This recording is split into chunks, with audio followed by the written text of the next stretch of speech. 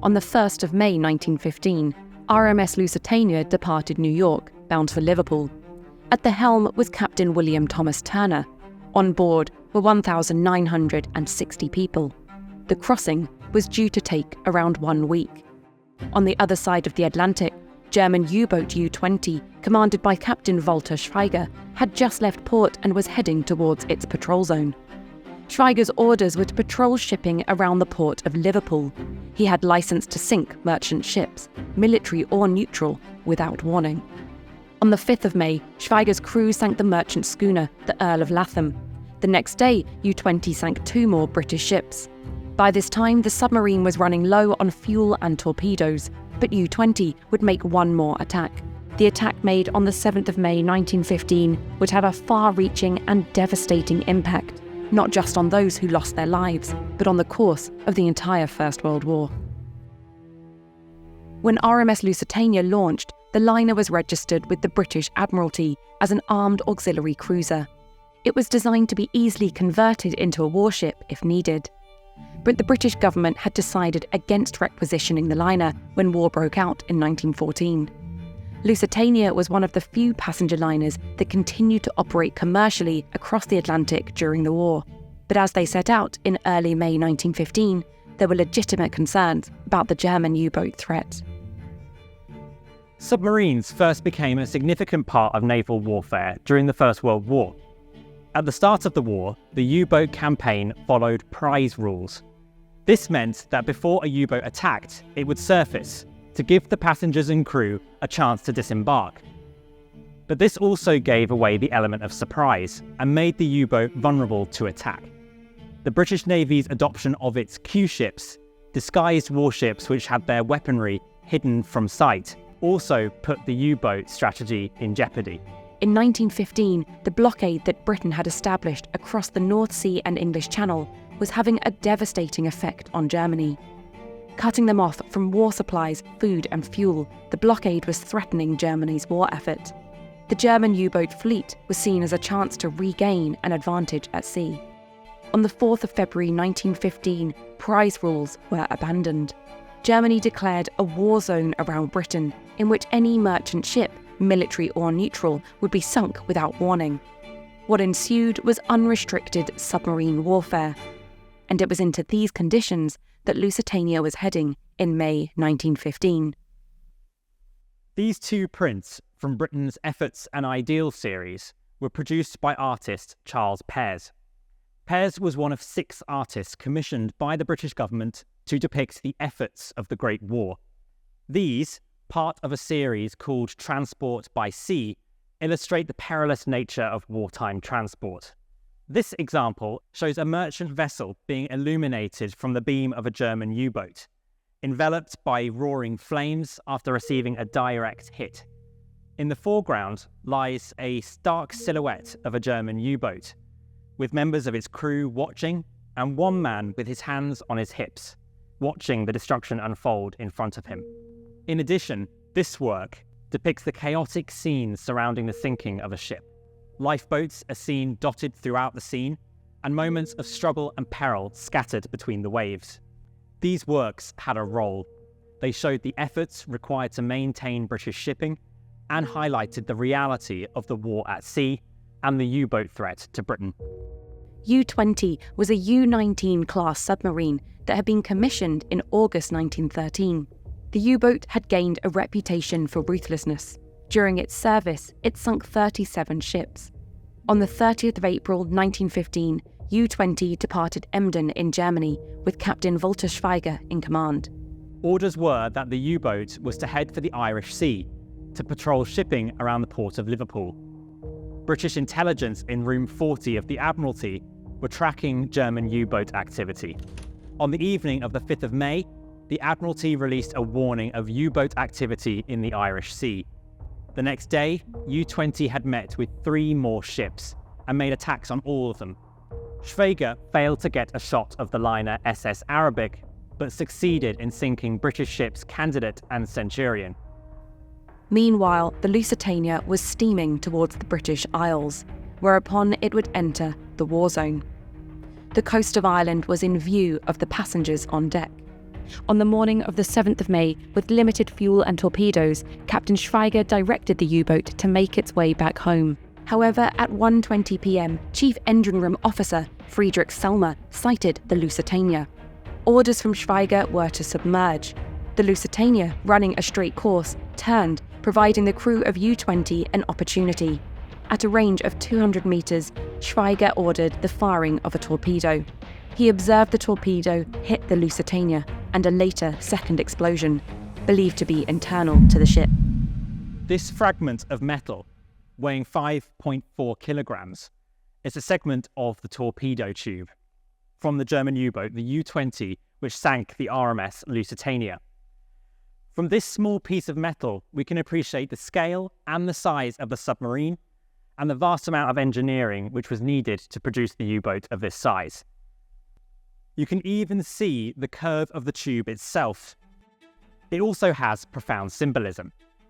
It was most likely that a torpedo which was designed to hit the Lusitania was fired from this piece of metal and resulted in the tragic loss of life.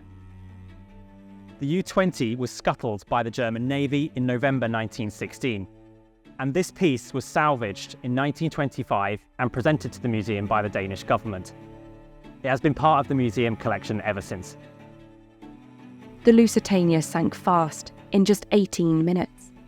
Despite their proximity to shore, help was slow to arrive. Of the near 2,000 people on board, just under 1,200 people died. 18-year-old Alice Lines Drury was a passenger on board, working as a nanny for several children. While I was feeding the baby, there was a terrific bang. The baby was lying on the bunk bed, and I just picked the shawl up, wrapped her in it, and I tied the shawl around my neck, and I crossed over to Stuart, and he was crying, "I don't want to be drowned." And I said to him, "You're going to be all right. Hang on to me, don't let go." And of course he did. We got up one flight of stairs and the terrific bang, the second torpedo. We eventually managed to get to the top. And I had to climb. The people that were falling in on the opposite side. And a sailor came and grabbed Stuart, and he threw Stuart over the rail. And the lifeboat was just ready to go, it was full. And I went to jump, and the sailor grabbed me back, and he said, "It's full, there's plenty of room in the next one." I'm afraid I did get a bit hysterical, and quite honest, I bit his hand, and he let go, and I jumped. And I jumped as the lifeboat was going down, I went up to the side of it, and a man who was in the lifeboat leaned forward and grabbed me by the hair, and I tippled over like that into the lifeboat. And the baby was very tightly tucked around my neck. Here at the Imperial War Museums, we have several objects from the RMS Lusitania, including an RMS Lusitania lifebelt and a camisole worn by Mrs. Margaret Goyer. Mrs. Goyer was sucked into one of the funnels of the Lusitania. An explosion threw Mrs. Goyer back to the surface, where she was later rescued and reunited with her husband. She kept the oil-stained camisole as a reminder of her ordeal. The sinking of an unarmed passenger ship and the tragic loss of civilian life took the public of Britain and the United States by storm. The outcry of anger against German forces was bolstered by propaganda. This poster is entitled "Take Up the Sword of Justice."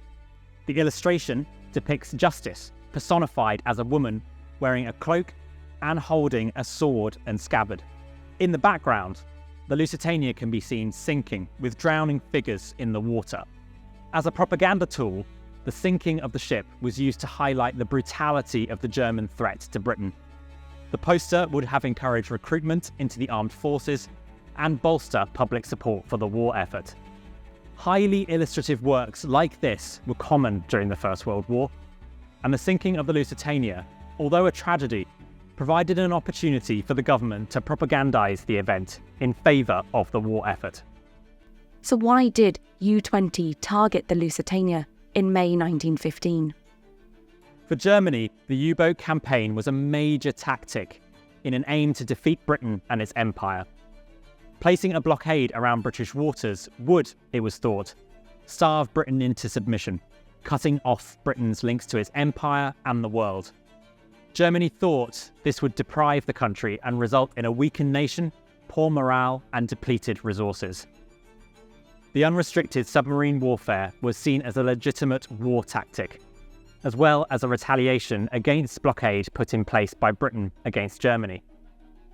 Immediately after the sinking of the Lusitania, Germany defended the attack. Their main justification was that the Lusitania had been carrying munitions for the Allied war effort. It's thought that the Lusitania was carrying a significant amount of ammunition. Successive diving missions to the wreck of the Lusitania have uncovered evidence of a large amount of shells and cartridges. This remains a controversial topic, especially surrounding this being the cause of the second explosion. At the time of the sinking, the amount of military cargo carried by the Lusitania was a defensive line pushed by the German government. However, this defence was not tolerated by the US. The sinking showcased how the conflict was not a remote affair. The impact of the war upon civilian life was real, and the public could see this across the press and in the conversations they had in the streets. Many in Germany believed that the blame lay with the British and Americans for not taking the threat of the war seriously enough. A commemorative medal cast by Karl Gortz after the sinking mocks the British for placing business above the safety of their passengers. Germany's unrestricted submarine warfare was contentious even within Germany. Before the Lusitania left New York, the German ambassador had issued a notice in the American press, warning of the dangers of sailing across the Atlantic. The sinking of the Lusitania highlighted the impact of the war upon civilian life, not only in Britain but the world. In particular, it caught the attention of the United States, who had remained a neutral power during the war. Of the 1,200 passengers who perished, 128 were American nationals. Immediately following the sinking, the United States launched a strong protest against German conduct in the war. After immense pressure from the United States and general public opinion, Germany stopped its unrestricted submarine warfare campaign in September 1915. The sinking of the Lusitania also highlighted the seriousness of the U-boat threat. In response, Admiral Jellicoe formed the Admiralty Anti-Submarine Division, amongst other countermeasures.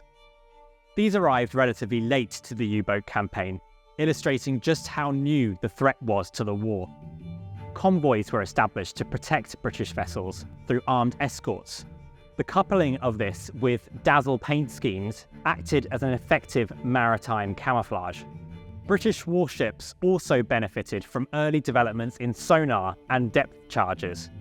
In February 1917, Germany resumed its method of unrestricted submarine warfare, following a prolonged naval stalemate between Britain and Germany after the Battle of Jutland in 1916. From February 1917 and into 1918, Germany operated a highly successful U-boat campaign. Forming a blockade around British waters, German U-boats sank over 500 merchant vessels. The resumption of unrestricted submarine warfare and the interception of the infamous Zimmermann telegram eventually brought the United States into the war on the 7th of April 1917. Although the Lusitania did not directly trigger the United States to join the war, it did mark an irreversible moment. The loss of civilian life in the sinking of the Lusitania was a pivotal moment during the First World War. It turned an already anti-Germanic public eye against anything remotely German, and paved the way for the United States to declare for the Allies.